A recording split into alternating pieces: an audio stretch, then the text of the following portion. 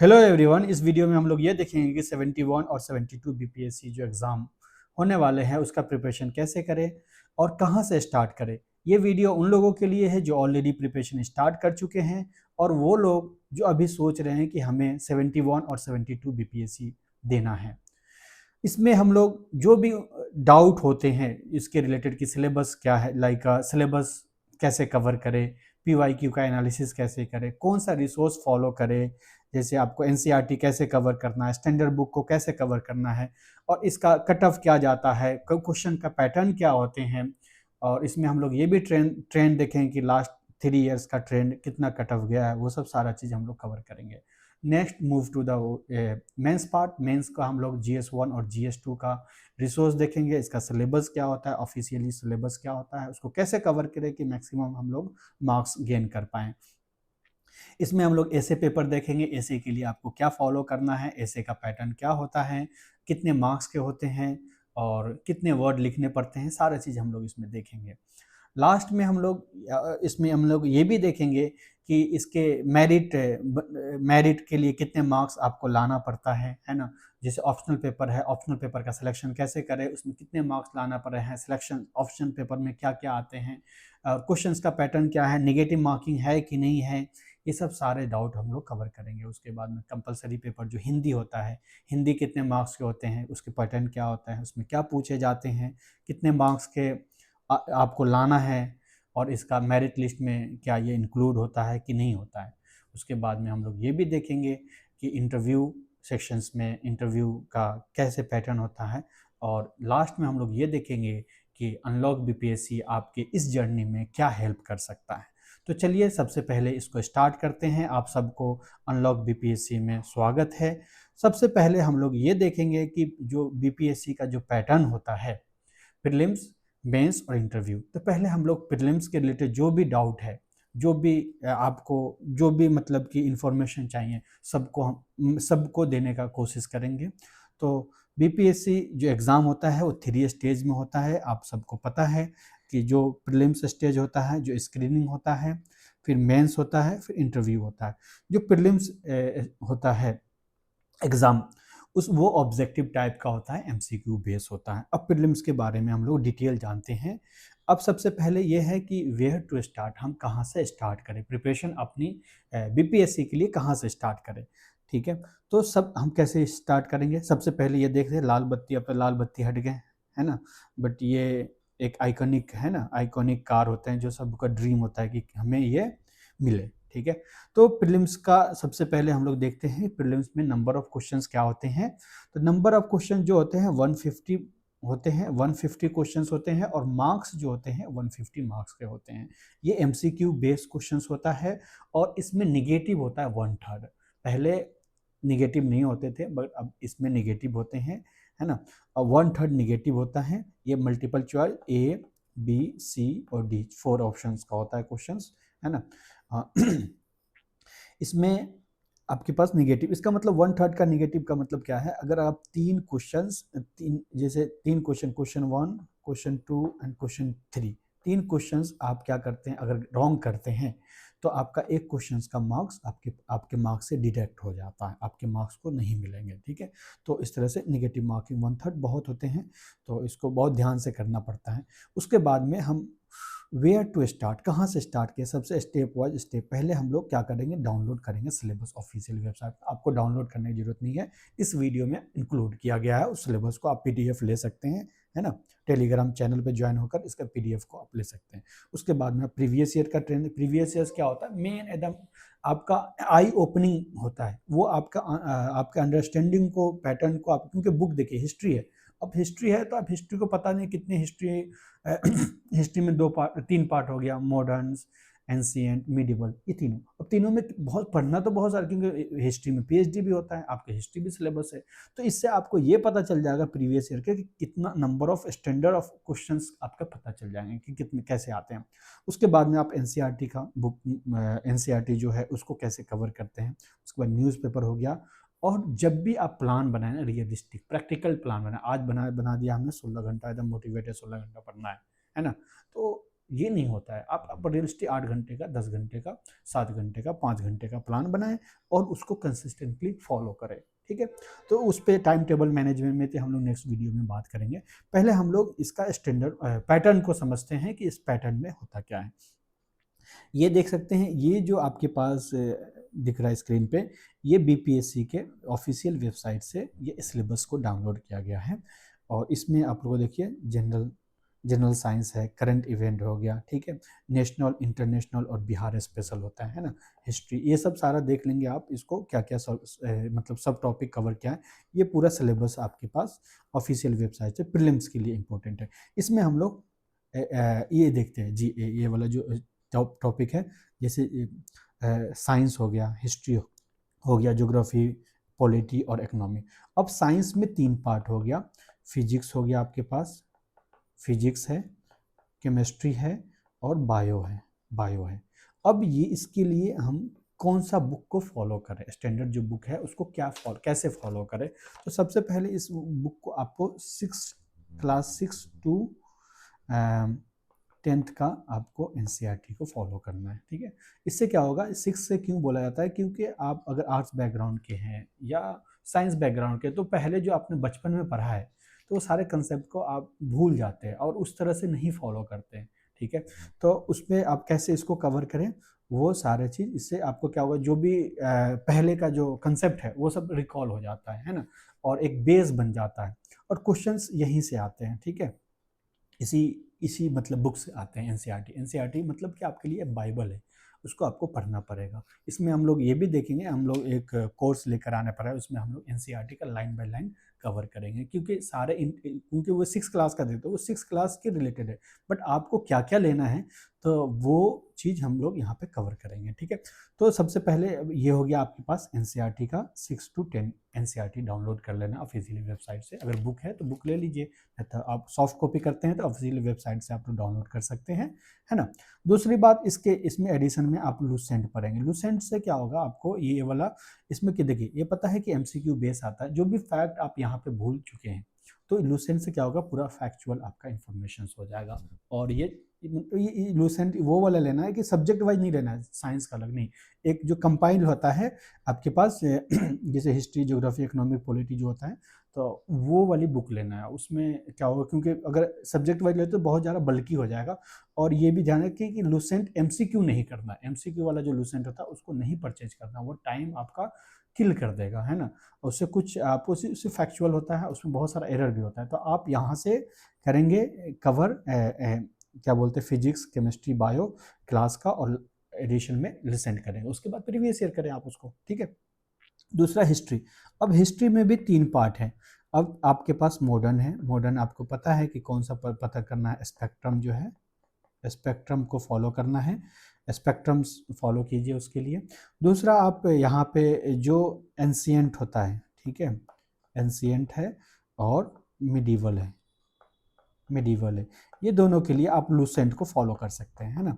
Lucent sufficient है, उसके साथ में प्लस पीवाईक्यू फॉलो करें, सफिशिएंट है, क्योंकि इसमें जो एंशिएंट होता है तो बहुत सारा मोस्टली बिहार स्पेशल जब हम करेंगे तो उसमें आपको कवर हो जाता है ना, और ये नेशनल वाला पूरा कवर हो जाता है। ये अब यहाँ तक रहा आपके पास साइंस और हिस्ट्री, ये दोनों का आपको कवर हो गया, है ना। उसके बाद में ज्योग्राफी में 6 to 12, ठीक है। बट 6 to 12, आप 6 to 10th आपको सिर्फ इसलिए फॉलो करना है, 6 to 10th, 6 to 10th आप बस कंसेप्ट यहाँ से लेंगे, ठीक है। 6 to 10th है ना, 6 to 10th जब आपका कंसेप्ट क्लियर हो जाएगा, जैसे लैटिट्यूड क्या है, एल्टीट्यूड क्या है, जो जो क्लाइमेट कैसे काम करता है, ठीक है, क्लाइमेट का पैटर्न, ये सब सारा चीज़ आप जान जाएंगे 6 to 10। तो 6 to 10th को आप साइड कर दीजिए बुक को, और only 11th class 11th and class 12th book को आपको फॉलो करना है। ये जो ज्योग्राफी होता है ना, ये यूपीएससी में के लिए भी बस सफिशिएंट इतनी ही ज्योग्राफी आपको करना है, इसी को बार बार करना है। इसके साथ आप एक एटलस ले सकते हैं, एटलस 2 तरह के आता है, एक अब सबसे अच्छा है, अब ऑक्सफोर्ड का ले लीजिए, स्कूल एटलस जो होता है ना, ऑक्सफोर्ड का एटलस ले लीजिए, या ब्लैक ओशन करके आता है वो ले लीजिए, या ऑक्सफोर्ड आप फॉलो करें, जो आपको अच्छा लगता है उसको फॉलो करें, ठीक है। इसके साथ इसमें क्या होगा, लोकेशन बेस्ड जो रिवर वगैरह है तो वो अच्छे से कवर हो जाएगा। बहुत सारे मतलब कि नेशनल में वो कैपिटल भी पूछ देता है ना, तो उससे भी आपको कवर हो जाएगा। इंटरनेशनल लेवल पे जो होगा वो सब सारा हो जाएगा। अभी तक के इसमें आपको कवर हो गया है, जो ज्योग्राफी का क्लियर हो गया। अब पॉलिटी के लिए हमें पता है कि क्या लिखना है, एम लक्ष्मीकांत, ठीक है। लक्ष्मीकांत आप फॉलो करें, साथ में PYQ को फॉलो करें, ठीक है, सफिशिएंट है। उसके बाद में इकोनॉमिक्स के लिए जो जो जो आपके पास NCERT की बुक है, NCERT का जो बुक है उसको फॉलो करना है। क्लास 11th एंड 12th का एक डेवलपमेंट इकोनॉमिक होता है, उसको फॉलो कर लीजिए, वो मेंस में बहुत इंपॉर्टेंट होगा। दूसरा आप जो एक माइक्रो एक मैक्रो होता है, तो मैक्रो इकोनॉमिक को आप फॉलो करें, माइक्रो को नहीं फॉलो करें, मैक्रो इकोनॉमिक को आप फॉलो करें। ये सफिशिएंट होता है। साथ में आप PYQ देखेंगे, है ना। और बहुत सारा इसके डिफाइंड सिलेबस हो, जैसे बैंकिंग सिस्टम है, मॉनेटरी पॉलिसी से होता है, ये सबसे ज़्यादा क्वेश्चंस आते हैं, प्लानिंग से आता है। तो ये सब क्वेश्चंस, ये सब मतलब सेलेक्टेड टॉपिक को पैटर्न कर उसमें वो सब सारे चीज़ को आप लोग कवर करेंगे, ठीक है। अच्छे से कवर करेंगे और नोट्स बनाएंगे, ठीक है। दूसरा आप यहाँ से, अब दूसरा आता है मतलब नेक्स्ट जो आ रहा है आपके पास बिहार स्पेशल। अब बिहार स्पेशल के लिए अगर हिंदी मीडियम है तो इम्तियाज़ अहमद, हिंदी मीडियम के लिए आप इम्तियाज़ अहमद जो सर का बुक है, उनको इम्तियाज़ अहमद, ठीक है, इम्तियाज़ अहमद सर का जो बुक है उसको फॉलो कर सकते हैं। हम पर्सनली उनसे क्लास भी लिए गए हैं, तो बुक ज़्यादा बेटर है वो क्लास से, ठीक है। तो इम्तियाज़ अहमद सर का आप बुक को फॉलो कर सकते हैं ये हिंदी मीडियम के लिए। और इंग्लिश के लिए आप क्राउन को फॉलो करते हैं, क्राउन कर लीजिए। KBC नैनो में बहुत सारा एरर होता है, आप उसको फॉलो नहीं कीजिए। KBC नैनो मतलब कि प्रीवियस ईयर जो होता है बहुत एरर होता है, तो KBC करें तो थोड़ा सा जब डाउट हो तो उसमें आप क्या कर सकते हैं, नैनो वाले में, तो उसको आप चेक कर सकते हैं, ठीक है। करंट अफेयर के लिए आप क्या करें, आप डेली ट्रैक करें, न्यूज़पेपर पढ़ें, है ना। उससे क्या होगा, मेंस के लिए भी इंटरव्यू, मेंस के लिए भी प्रिपरेशन होगा, है ना, प्रीलिम्स का भी फोकस हो जाएगा। और इसके लिए आप मंथली मैगजीन आप ले सकते हैं, मंथली मैगजीन एडिटोरिया हो गया, स्पीडी हो गया, इसको फॉलो कर सकते हैं आप। अब हिंदी और इंग्लिश जो भी मीडियम का है वो कर ले, मंथली मैगजीन हो या ईयरली मैगजीन हो। इसके साथ आपको जैसे इकोनॉमिक्स में ही करना है, इकोनॉमिक सर्वे हो गया, ठीक है, इकोनॉमिक सर्वे हो गया, बजट हो गया, ठीक है, बजट, ये सब सारा चीज़ का आपको कवर करना है। और ये जो जनरल मेंटल एबिलिटी है, पहले क्या होता था, क्वांट पूछता था, अब क्या है, अब आपके पास मेंटल एबिलिटी, मतलब कि आप अब रीजनिंग ज़्यादा क्वेश्चन पूछता है। रीजनिंग वाला क्वेश्चन जैसे आपको इसमें 10 क्वेश्चंस हर बार आता है, फिक्स आता है 10 क्वेश्चंस, और 10 क्वेश्चंस को, तो इसके लिए आप प्रीवियस ईयर फॉलो करें, जो जो टॉपिक से पूछ रहा है उसके उसके रिलेटेड आप डाउट जो भी आपके पास, मतलब कि टॉपिक, उस टॉपिक का अच्छे से कर लीजिए, ठीक है। जैसे आपको ब्लड रिलेशन से पूछता है ना, ब्लड रिलेशंस हो गया, उसके बाद में आपके पास कोडिंग डिकोडिंग से पूछता है क्वेश्चंस, तो ये सब सारा चीज़ आप कवर है, इससे प्रीवियस ईयर से आप इंसाइट ले सकते हैं। अब रही प्रीवियस ईयर की बात, तो प्रीवियस ईयर के लिए आप एडिटोरिया का फॉलो कर सकते हैं, और भी बहुत सारा मार्केट में है। उसमें ये आपको ये ध्यान रखना है कि एरर नहीं होना चाहिए, ठीक है। बहुत सारे जो बुक होते हैं उसमें एरर होते हैं, ठीक है। ऑफिशियली वेबसाइट में कुछ और दिया है, वहाँ पे कुछ, तो एक बार ऑफिशियली की से आप वेरीफाई भी कर सकते हैं, क्योंकि अगर वो रिपीट होता है क्वेश्चंस अगर उस बुक में, क्योंकि आप उसी क्वेश्चंस के आंसर को आपके पास माइंड में रहेगा और वहाँ पे जाके वही टिक करेंगे, और क्या पता वो अगर गलत हो तो आपके वो मार्क्स पॉजिटिव आने के द्वारा निगेटिव आ जाएंगे, क्योंकि 1/3 निगेटिव बेस में, है ना। यहाँ तक हमने ये देखा कि कौन सा बुक के लिए कौन सा रेफरेंस बुक, जो रेफरेंसेस जो बुकें हैं उसको, रिसोर्सेज जो है उसको कौन कौन सा फॉलो करना है। ये बस इतने ही बुक को आप बार बार करें, मटेरियल बहुत आते हैं मार्केट में, उसको आप अवॉइड करें, है ना। बस इसी को बार बार करें, इसी से आपका हो जाएगा सिलेक्शंस, ठीक है। हाँ, चलिए। दूसरा आप ये देखेंगे कि नंबर ऑफ क्वेश्चंस, अब कौन सा सब्जेक्ट कितना इंपॉर्टेंट है आपके लिए, है ना। तो ये सब्जेक्ट जो है, पहले इससे ये सब नंबर ऑफ क्वेश्चन से अच्छा पहले हम लोग ये कट ऑफ देखते हैं कि कट ऑफ मार्क्स कितने होते हैं। ये कट ऑफ मार्क्स आपके पास 3 साल का मतलब 68, 69 और 70 का है। इसमें जनरल कैटेगरी का देखिए 91 गया है, और फिर इसमें भी जनरल कैटेगरी हो गया, वीमेन का 84, ये सब कट ऑफ आप देख सकते हैं। मैं जनरल को लेकर चलता हूँ, है ना। अब अनरिजर्व जो हो गया जनरल 91 पॉइंट, मतलब अराउंड 91 गया, ठीक है। और अब 71 जो 70 जो मोस्ट कंट्रोवर्सी एग्ज़ाम रहा है, इसमें भी आपके पास 90 गया, बट नंबर ऑफ सीट ज़्यादा थे और वो जो भी है, बट इसके अराउंड आपके पास कट ऑफ 3 साल से वही कट ऑफ रह रहे हैं ना। तो ये पता चल गया कि 91 अगर आपके पास 91 कट ऑफ जा रहे हैं, तो 91 के लिए कौन कौन सा सब्जेक्ट, कौन सा नंबर, कौन सा सब्जेक्ट आपको 90 प्लस दिलवाता है। देखिए यहाँ पे जो जनरल साइंस है ना, 25 से 30 क्वेश्चंस ये आते ही आते हैं इसके बीच में, कभी 30 आएगा, 27 आ जाएगा, 26, मतलब इस रेंज में आपका जनरल साइंस से आएगा। और उसके लिए हमें क्या करना है, एनसीईआरटी प्लस लुसेंट फॉलो करना है। हिस्ट्री हो गया, हिस्ट्री में आपके 27 से 30 क्वेश्चन जाता है। एनसीईआरटी मॉडर्न से ज़्यादा क्वेश्चन आते हैं, है ना। तो मॉडर्न के लिए आपको फॉलो करना है बार बार उसी पैटर्न को आपको फॉलो करना, जो स्पेक्ट्रम है उसको बार बार रिवीजन करना है। ज्योग्राफी हो गया, पॉलिटी हो गया और इकोनॉमिक्स का, ये सब का सेम ही रहता है, मतलब कि 10 to 15, 10 to 13 होता है। और बिहार स्पेशल का 20 से 25 क्वेश्चंस आते हैं, ठीक है। तो 25, अब देखिए 25 और करंट का भी 28 से 30 के अराउंड आता है। और ये तो फिक्स आता है, 10 क्वेश्चंस आते ही आते हैं आपके हर बार, ठीक है, मेंटल एबिलिटी का। अब इसमें देख लीजिए आप, ये साइंस, हिस्ट्री और करंट, बिहार स्पेशल देख रहे हैं, यहीं पे आपके कट ऑफ से ज़्यादा मार्क्स आ जाएंगे, है ना।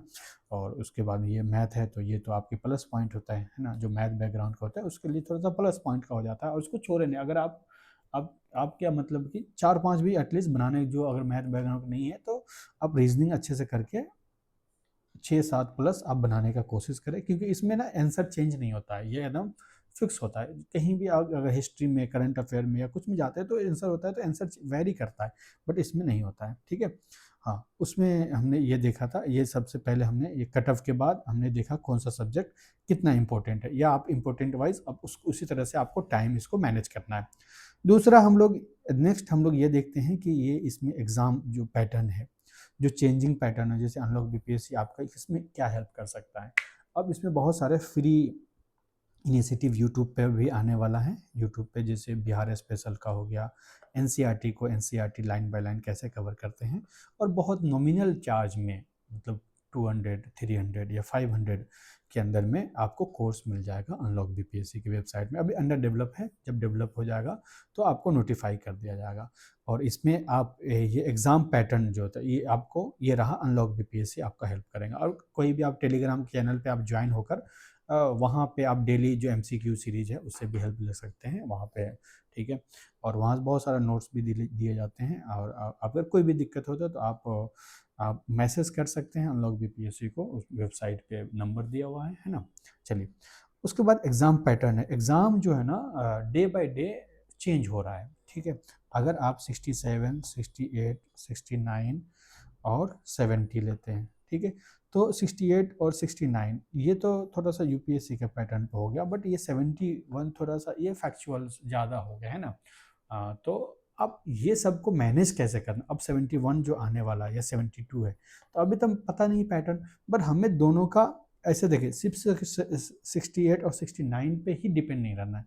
तो आप क्या करना है, तीनों को बीच में, दोनों तरह का पैटर्न, मतलब कि आप कंसेप्ट पे भी ध्यान देखें, और कंसेप्ट प्लस फैक्चुअल पे भी, आप फैक्चुअल जैसे लुसेंट वगैरह है, और उस पर भी वन लाइनर करंट अफेयर है, और उस पर भी आप लोग कवर करें, दोनों को लेके चलना है, क्योंकि उससे तीसरा तो कोई पैटर्न आता नहीं।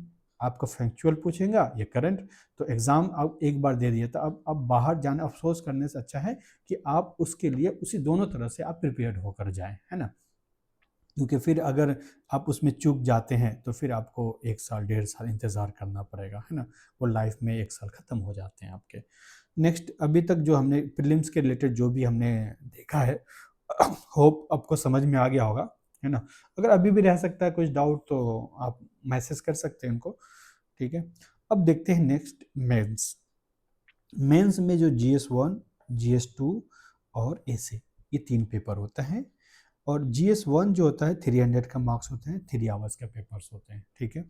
उसी तरह से GS2 भी और सेम होता है, और ऐसे भी होता है ऐसे का, ठीक है। ये होगा आपके पास मार्क्स और ड्यूरेशंस, इतना होता है। अब नहीं, अब हम लोग वन बाय वन देखेंगे डिटेल सिलेबस में और रिसोर्स क्या क्या है।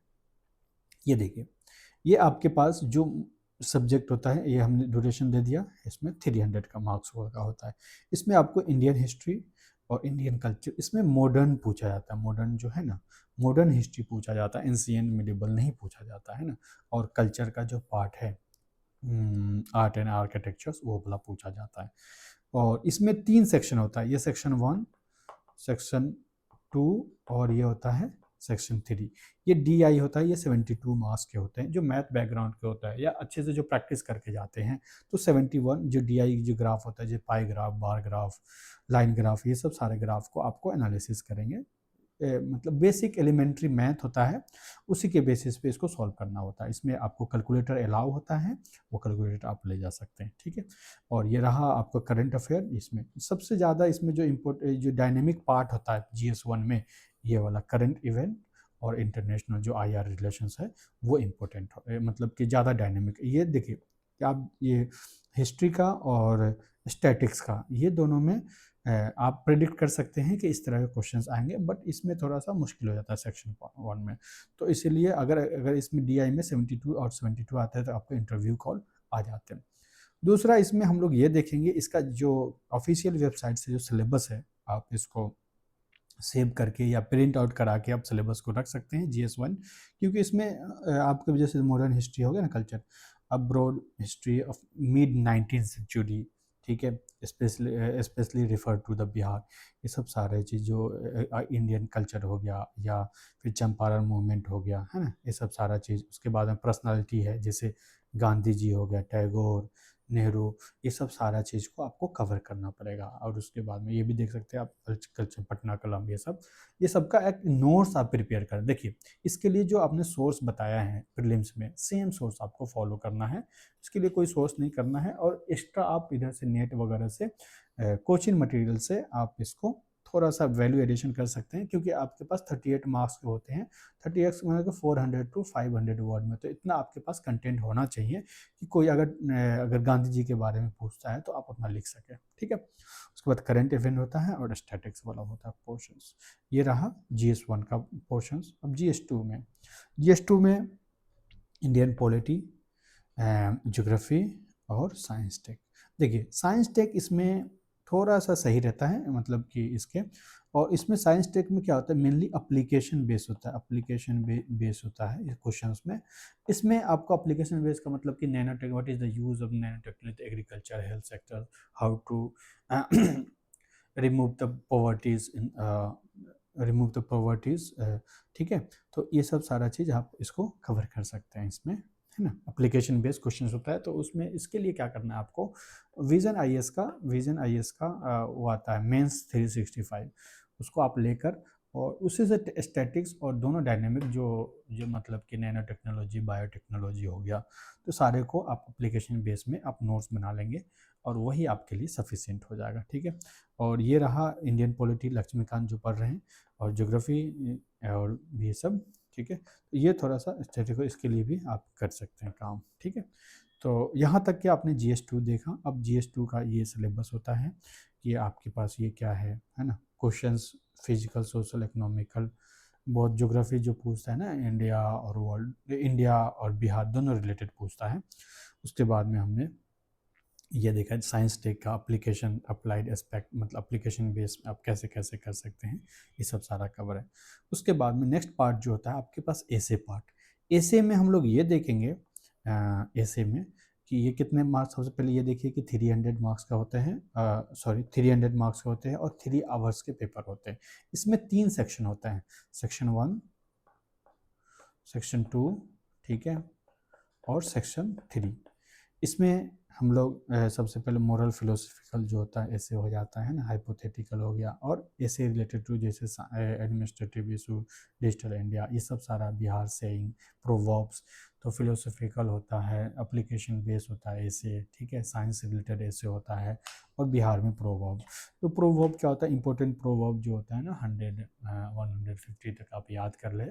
मेन आपको पता चलना चाहिए कि ऐसे आपको एक जो पैटर्न होता है ऐसे का, उस पैटर्न को सेम तीनों में आप फॉलो कर सकते हैं, जैसे इसमें पॉलिटिकल, इकोनॉमिकल, सोशल, ये सब सारा चीज़ जो कवर, इन्वायरमेंटल, ये सब जो एंगल कवर करना पड़ता है किसी ऐसे में, सेम पैटर्न फॉलो करना है। आप सेक्शन 3 भी ले सकते हैं, जैसे चले ना आवे अंगनवा टेर, ये सब जो प्रोवर्ब्स जो होते हैं, बिहार प्रोवर्ब्स, तो उसको भी आप ऐसे ही लिख सकते हैं। ठीक है, तो ये रहा ऐसे का, उसमें हम लोग डिटेल आगे देखेंगे, मतलब नेक्स्ट वीडियो में आप देख सकते हैं कि ऐसे को कैसे कवर करते हैं, है ना, उसके लिए भी हम करेंगे। ठीक है, उसके बाद में आता है यहाँ पे कट ऑफ मार्क्स। अब जो हमने प्रीलिम्स का कट ऑफ देखा और मेंस का हम लोग कट ऑफ देखते हैं।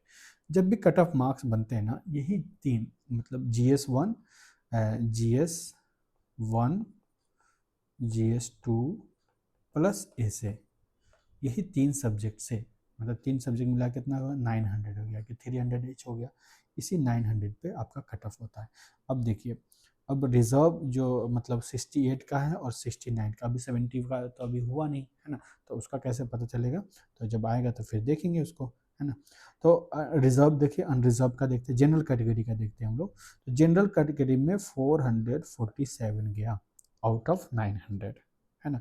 आप देख सकते हैं ना, लेस देन 50% है। 50% होता जब, तो क्या होता, 450 होता, मतलब 50% से कम है ना, 50% से कम। उसके बाद में इंटरव्यू जो फाइनल जो सिलेक्शन हुआ, जो लास्ट जो कट ऑफ गया 532 गया, और यहाँ पे देखिए, और इसमें देखिए ये भी गया 546, मतलब सेम ही गया, एक नंबर का डिफरेंस है। और लास्ट में देखिए 550, फाइनल सिलेक्शंस क्या हो गया, ये कट ऑफ ज़्यादा हो गया ना यहाँ पे, है ना। तो इस तरह से आप देख सकते हैं कि आउट ऑफ कितना हो गया, देखिए 900 तो ये हो गया, और इंटरव्यू का होता है 120 मार्क्स, तो आपको वह 1020 मार्क्स होता है। 1020 मार्क्स में आपको लाना है 552 मार्क्स फाइनल सिलेक्शंस के लिए। अब जितना अच्छा नंबर लाएंगे उतना आपके पास रैंक अच्छा मिलेगा। ठीक है, तो यह आप कट ऑफ चल गया कि कट ऑफ कितना आता है, उसके हिसाब से ध्यान में आपको रख के प्रिपरेशन करना पड़ेगा। ठीक है, उसके बाद में आप आते हैं ऑप्शनल्स। ये जो तीन पेपर होते हैं ना ऑप्शनल, GS1, GS2 और ऐसे, यही आपका मेरिट डिसाइड करता है, और प्लस इंटरव्यू मिलाकर आपका मेरिट डिसाइड करता है। दूसरा जो आता है ऑप्शनल सब्जेक्ट। ऑप्शनल सब्जेक्ट में कैंडिडेट कंपलसरी होता है कि जो भी लिस्ट है, अभी हम लिस्ट दिखाएंगे, उसमें एक आपको सब्जेक्ट सेलेक्ट करना पड़ेगा, है ना। और उस सब्जेक्ट में आपका टोटल जो मार्क्स होंगे ना, 100 मार्क्स का होगा, और 100 क्वेश्चंस भी होंगे।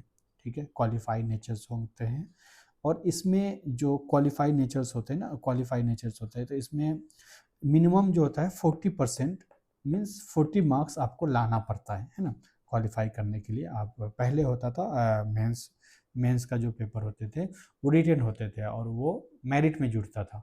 ठीक है, बट अब क्या हो गया, क्वालिफाइड नेचर्स हो गया, है ना। और ये जब भी होता है, ये मेरिट लिस्ट में नहीं जुड़ता है, और ये 2 आवर्स के पेपर होते हैं। ये 2 आवर्स का MCQ बेस होता है क्वेश्चंस। ठीक है, अब इसमें क्या होता है, MCQ बेस, इसमें निगेटिव मार्किंग नहीं होता है, इसमें नो निगेटिव मार्किंग होता है।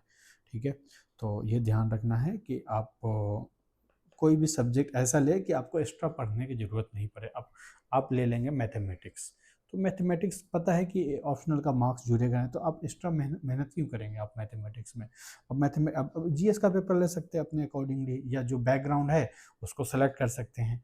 तो उसमें क्या होगा, आप क्योंकि अगर मेरिट में होता तो फिर आप उसको पढ़ें, आपको जितना मेहनत करेंगे उतना मिलता आपको। बट यहाँ पे क्या है, क्वालिफाई नेचर से ज़्यादा पेपर मिला के नहीं कर सकते ना। बाद में ये इसलिए होता है ना, जो रैंकिंग होता है कभी सिमिलर होता है, तो उस केस में ऑप्शनल का थोड़ा सा मार्क्स मैनेज करता है, कि अगर 2 आदमी का सेम रैंक आ गया तो उस तरह से कुछ कैलकुलेशंस होता है उनका, तो उसमें आता हेल्प होता है। तो वो तो बहुत सेकेंडरी चीज़ है। बट आप ऐसा सिलेक्शन ले, आपका बैकग्राउंड हो, या आप ऐसा पेपर ले जो आपको GS में भी हेल्प हो, GS के प्रिपरेशन से ही काम चल जाए। ठीक है, ज़्यादा लगे हिस्ट्री ज्योग्राफी ज़्यादा लोग लेते हैं, आप भी देख सकते हैं उसको, है ना।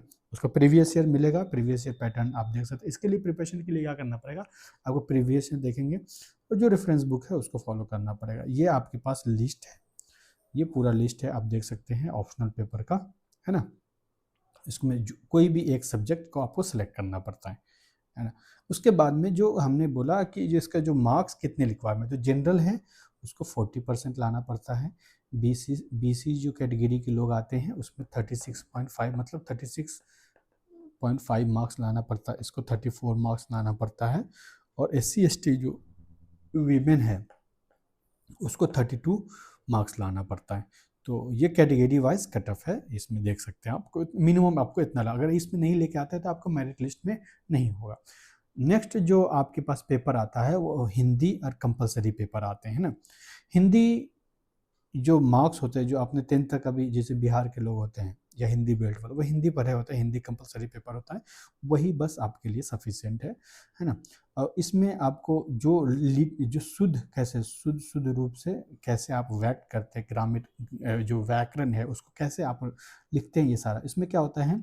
जैसे आपके एसे का 30 मार्क्स जो आपने एसे पढ़ा वही पैटर्न आपको फॉलो करना एसे में। ऐसे में बस ये देखा जाता है आपका लैंग्वेज जो है ना वो कितना शुद्ध आपने लिखा है, ठीक है, हिंदी को कितने अच्छे से लिखा है उसको देखा। व्याकरण हो जाते हैं, व्याकरण में जैसे आपको नाउन प्रोनाउन ये सब जो होते हैं वो सब सारा चीज़ को आपको देखना पड़ता है। उसको बस टाइप याद करके और प्रीवियस ईयर देखेंगे तो आपको अच्छे से कर पाएंगे, ठीक है। उसके बाद सेंटेंस कंपोजिशंस होता है, प्रिसीज राइटिंग होता है, समरी जो राइटिंग होता है संक्षेपण, ये आपका डिस्ट्रीब्यूशन है, मार्क्स डिस्ट्रीब्यूशन है, टोटल होता है 100 मार्क्स का। अब इसमें आपको मिनिमम कितना मार्क्स चाहिए वो देखना पड़ेगा आपको। देखिए इसमें क्या होता है, ये आपके पास 100 मार्क्स होता है और क्वालिफाई नेचर्स का होता है। और ये जो होता है MCQ नहीं होता है, डिस्क्रिप्टिव टाइप लिखना पड़ेगा आपको, है ना। जैसे ऑप्शनल था उसमें क्या था, आपके MCQ बेस में था, बस ये आपको लिखना पड़ेगा। 3 आवर्स का होता है और ये जनरली जो पेपर होता है ना फर्स्ट डे होता है। ये एग्ज़ाम जब भी आपका शेड्यूल होता है फर्स्ट डे पेपर होता है ये हिंदी का। और इसमें मिनिमम आपके पास 30 मार्क्स आपको लाना पड़ेगा। इसमें कैटेगरी वाइज कट ऑफ नहीं है, सबके लिए सेम है। अब ये बी ऑफ OBC कोई भी कैटेगरी का आप आते हैं, जनरल आते हैं, EWS जो भी आते हैं, आपके लिए आपको पास 30 मार्क्स आपको लाना है बस, है ना, हिंदी में। और इसका जो मार्क्स है वो मेरिट लिस्ट में नहीं इंक्लूड होता है, बट इसमें क्वालिफाई आप नहीं करते हैं तो मेरिट लिस्ट से आप बाहर हो सकते हैं, ठीक है। तो इस तरह से जब भी एग्ज़ाम हो तो आप थोड़ा सा 2-4 ए से आप लिख सकते हैं। व्याकरण के जो भी मतलब प्रीवियस ईयर है तो उसको थोड़ा सा याद कर सकते हैं, कितना टाइप होता है, उसके टाइप वगैरह को देख सकते हैं। इस बुक को, ये बहुत छोटी सी बुक है, इसको आप फॉलो कर सकते हैं इस बुक को, क्योंकि बहुत मैक्सिमम लोग इसी को फॉलो करते हैं। और इसमें सिर्फ टाइप वगैरह याद करें, क्योंकि और सब तो आप लिख सकते हैं और टाइप, क्योंकि इसमें निगेटिव मार्किंग तो होते नहीं है ना। अगर आपके पास अपोजिट वर्ड है, सिनोनिम आता है, ये सब सारा चीज़ आपको कर सकते हैं। बट इस बुक को आप लेने से आप क्या होगा, जैसे आपने 10th क्लास तक पढ़ा है, उसके बाद आपका हिंदी मीडियम नहीं रहा है, तो आप इससे क्या होगा, रिकॉल कर पाएंगे, क्योंकि लिमिटेड टाइम है और उसमें लिखना है। और रिस्क क्यों लेना आपको, जब कंपलसरी पेपर है तो उसमें रिस्क क्यों लेना, आप देख लीजिए इसको, है ना, ठीक है। क्योंकि एक बार आप गलती कर लेते हैं ना तो फिर आप गलती को रिपीटेड गलती नहीं, मतलब ब्लंडर गलती मत करें आप। मतलब पता है कि अगर इसमें नहीं करेंगे हम फेल हो जाएंगे, तो इसके वजह से आप फेल हो जाते हैं, तो बहुत दुख की बात होती है, ठीक है। तो इसीलिए जो भी करना है एग्ज़ाम से पहले सबको करके जाएं, ठीक है। छोड़ना नहीं है कि ये आसान आएगा, ये टफ है, सबको करें, वही स्मार्ट बोलते हैं, उसी को स्मार्ट प्रिपरेशन बोलते हैं, ठीक है। लास्ट स्टेज जो आता है इंटरव्यू जो होता है, इसका टाइमिंग कुछ नहीं होता है। इसमें जो मेन जो इंटरव्यू मतलब जितना सिलेक्शंस होता है उसके 2.5 मतलब कि अवेलेबल सीट होता है उसको किया जाता है, ठीक है। और तो मतलब उसके जैसे देखिए, अगर सीट हो गया 1000, इसका 2 गुना जो होता है ना, 2.5 गुना या 3 गुना इंटरव्यू के लिए कॉल आते हैं। इसमें टोटल जो मार्क्स होते हैं 120 मार्क्स के होते हैं। और इसको आपके टाइम दिया जाता है, शेड्यूल के हिसाब से आपका इंटरव्यू कॉल आते हैं, उसके पहले डैफ बढ़ाया जाता है, उसके रिलेटेड आपको सारा चीज़ किया जाता है।